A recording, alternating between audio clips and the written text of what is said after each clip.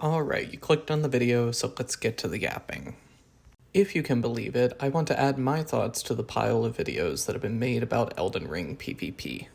Plenty has been said by others about the state of the multiplayer since the DLC, and I would encourage you to seek out those videos for some great informed thoughts on that topic. But today, I want to talk about my personal experience with how I became obsessed with Elden Ring's PvP. I've been mulling this over for some time and want to give my story and perspectives that may convince some of you to try out the PvP for yourselves. And while I'll be the first to admit that the multiplayer is far from perfect, and certainly not everybody's cup of tea, I do think that if you want the full Elden Ring experience, you should give it a shot, because you truly, and sadly, cannot get this experience anywhere else. So let's rewind real quick. Prior to Elden Ring, I had only engaged with the solo PvE side of Souls games. I found that to be consistently fulfilling, and it changed the way I viewed video games holistically. The furthest extent of my online experience was doing cooperative phantom summons, which I spoke more at length about in a previous video, which I'll link up above. To summarize, that was plenty fun, but it wasn't the thing that kept me coming back. And like many, I saw invasions and duels as unnecessary and sometimes annoying aspects of these games. I only invaded when the story required it, and didn't gel for me in an intrinsic way at the time. So I dismissed it and moved on. And it went on like that for basically every iteration of the Souls games, never giving much thought to the idea that the online component was an equally valid way of engaging with these games and deriving meaning from them. And in hindsight, I truly wish I had given it that thought. So fast forward to Elden Ring. Like the majority of players, I reached the end of my first playthrough, eagerly loaded up New Game Plus, and almost immediately faced the reality that I would never get that magical experience again. And this is a consequence of a number of design decisions made by FromSoft, but the key one being that Elden Ring isn't truly an open world, at least not by my measure. While the world of Elden Ring is in fact vast and often beautiful, it unfortunately is still empty and dead. And this unfortunately undermines the very premise of it being open world. In fact, everything is centered around you. Nothing in the open world operates independently of you. It is always focused on the player. And as a result, exploration loses its appeal more and more with each subsequent playthrough. Why, as a player, would you spend your time going and re-exploring every nook and cranny of the world when you already know where to go to get the gear you want and which areas are of most interest and most enjoyable to you? It sadly just does not add up from a design perspective. But that's just my hot take, and I don't want to spend too much time focusing on the PvE side of things. The point I'm trying to make is that after that first playthrough, for the majority of players, the post-game appeal of Elden Ring likely diminishes by orders of magnitude for each subsequent playthrough. So where does that leave you as a player, having just completed the game for your first time and being left with nothing else to do except to run the same thing over again, but to a lesser extent? The game is intrinsically designed to become less and less the more you play it. And flashing back to when I completed my first run-through, I wished at the time that I could wipe all of my memory of the game and go back through it all fresh once again. But nonetheless, I, like many others, did replay the game, and I actually went back and did so about a half dozen more times. But as an indirect consequence of my knowledge and experience with Souls games, and what makes them enjoyable for me, I wound up being almost too efficient at optimizing my playthroughs and essentially following the same template for mining enjoyment out of the game. And that was all very fine and well for a while. I've always been very mechanically focused when it comes to playing games.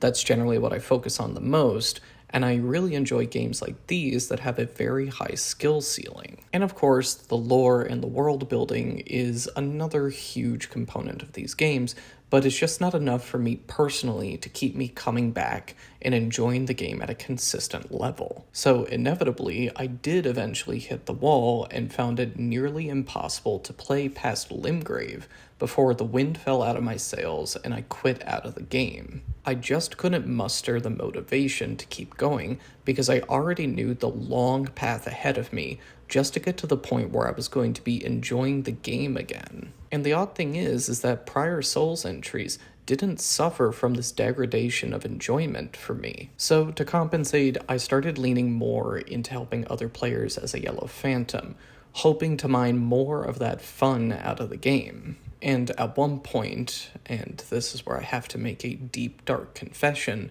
I even enlisted in the Fun Police as a blue hunter. And you can probably start to intuit how this formed my impression of Elden Ring's online multiplayer. I became accustomed to having the advantage in numbers, not needing to worry so much about whether the other player's build or playstyle would synergize with my own. I didn't need to worry about upping my skills or getting any better. I could always rely on the fact that in a ganking situation, 9 times out of 10, you're going to come out on top. And as I previously described myself as a very mechanically oriented player, this lost its luster pretty quickly. The more I encountered invaders, the more I wanted to get better at the fundamentals of PvP, and the repetitive ganking was obviously not serving that desire for me. There was something very evidently lacking for me, and something needed to change if I was going to continue mining enjoyment out of this game. But I could never bring myself to switch sides and start invading, because I was nervous about not performing well, facing off against 3 other players, and ending up getting teabagged.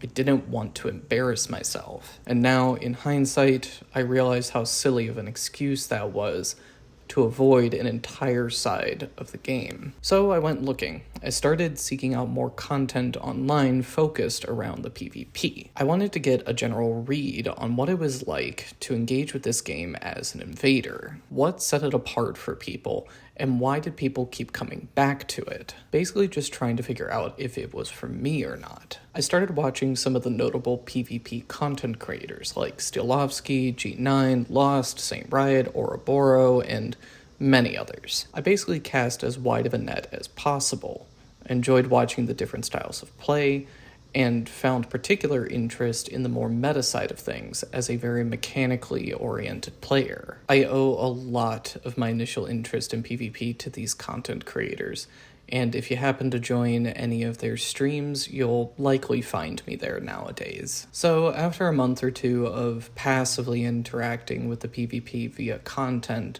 I began dueling at the main academy gate of Raya Lucaria, now the site of many a dishonest duelist gangs. And this is actually why I chose to play footage of duels for this video, since it was my very first toe in the water with PvP. But it should come as no surprise, I got absolutely stomped. My stats were all over the place, I had no understanding of spacing, zoning, or timing, and I spent more time mashing R1 and dodging than anything. The most obvious casual you could come across. For every duel I won, I lost 10 more. But despite all that, I just couldn't stop coming back. And I slowly got more comfortable with the fundamentals and adjusted my setups accordingly. I still couldn't effectively hard swap or do any of the crazy skill expression yet, but I at least stood more of a chance. And I was occasionally invading at this time, but still just primarily dueling. I was still stuck on the anxiety of not performing up to snuff, so invasions remained very intimidating for me. But that would all change in just a couple months. Fast forward a bit to fall of 2022, and patch 1.08 dropped, bringing with it the Colosseums, and I wasted no time in joining the flood of players who were jumping into the unpredictable anarchy of the 3v3 matches. And it was at this point that I was fully sold on PvP. It was also at this point that I finally bought an Ethernet cable. By the time the holidays rolled around, the arenas were looking more and more abandoned, and the initial novelty of the 3v3s had thoroughly worn off. And I had dueled a little bit in the arenas as well, but by this point I had swapped over entirely to invasions. And since I was new to being at such a disadvantage as an invader, I, again, consistently lost in spectacular fashion. And it's hard to not get disheartened by repetitive failure. And I feel that this is understandably where a lot of players fall off of the PvP experience. And it's worth restating that Elden Ring's PvP is just not going to be enjoyable for everyone. Some people are just not going to develop the intrinsic motivation to keep coming back to it. And on top of that, there is no extrinsic motivation, i.e. rewards, to engage with it from a gameplay perspective, which I, as well as many others, feel is one of FromSoft's biggest missteps with the design of the PvP in Elden Ring. The game doesn't present you with any explicit reason to engage with the PvP beyond a single quest line. And if you are trying to complete a 100+ hour run through of the game, you're just not going to spend your time with something that doesn't provide any sort of tangible reward to you as a player. When it comes to the PvP, you have to generate and maintain your own motivation to keep coming back to it. The game is not going to push or pull you into it through its design. Again, what I perceive as a critical flaw and a large reason that the PvP is so overlooked and sometimes maligned by the general player base. But somehow, I was able to find that intrinsic motivation for myself. The skill ceiling was calling to me, and regular practice had led to gradual improvement. Eventually, I was winning just about as many invasions as I was losing, which by my standards at the time was a marked improvement. So I kept at it, and I kept coming back. So fast forward again to, I think it was late spring of 2023, when I decided to start posting videos to YouTube. Mostly, I just like the idea of sharing my gameplay and putting it out there. I had taken a couple of video editing classes in college, and getting to do that just a little bit, again, was fun in its own unique way, and it indirectly felt like being part of a larger online community who enjoyed the same thing that I did. So yeah, that brings us up to the start of my little channel here. And to this day, I am obviously still invading, and I'm even starting to duel again. And it's here that I want to give some hopefully succinct thoughts on what I hope people can take away from my particular story. After all, that was the original intent of this video. Tell the story and try to convince some of y'all to come on over and try out the PvP for yourselves. And I'll start off with a take that may be a little contentious for some, but at this point in my experience with Elden Ring, I do believe that ignoring its PvP components is in fact cheating yourself a little bit out of another rich aspect of FromSoft's game design. And I understand some people might be reflexively defensive in hearing that, but just hear me out for a little bit. If you spend any concerted amount of time with Elden Ring's multiplayer, you're going to quickly realize a wealth of mechanics, strategies, and mindsets that the PvE simply just does not provide you on its own. There's a lot packed into the PvP that the PvE, just by its very nature, is not going to teach you or signal to you. I wouldn't go as far as to say it's a whole different game or anything like that, but it is 100% an entirely distinct way to derive a meaningful experience within the same framework of Elden Ring. For me, it revealed just how much enjoyment can be found in a different but also very similar type of struggle that these games are so famous for. And when it comes to that aspect of struggling, you'll often hear Souls enthusiasts argue, in poor fashion in my opinion, that FromSoft's games are the best when you are struggling the most, when you are up against the most insurmountable difficulty. And I think that argument misses the point by just a few degrees, because I would argue that these games are not at their best when you're facing frustration, but when you are adapting to adversity. And Elden Ring's PvP indisputably presents you with adversity. The combination of disadvantages, constraints, and scenarios found in the PvP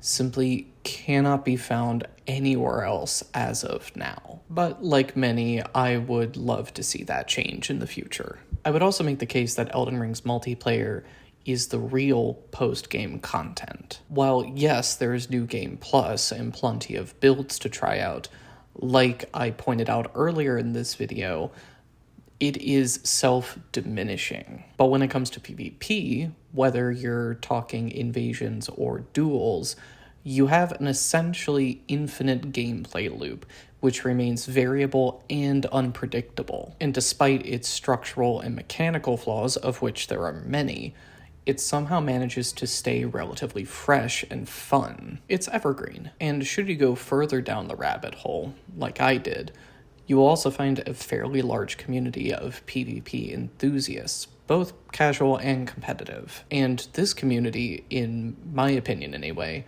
are the real custodians of Elden Ring's ongoing evolution. They care more than anybody about the game's quality and longevity. Several previous patches have actually implemented necessary changes and fixes that the PvP community specifically pushed for. And in the short window we have right now, where FromSoft will continue to patch the game after the DLC launch, that kind of investment and enthusiasm and communication is what's going to hopefully set the game up to live longer than just another year after the players that came in for the DLC depart again. And that's pretty much everything I wanted to say. I'm not sure exactly how to cap this video off.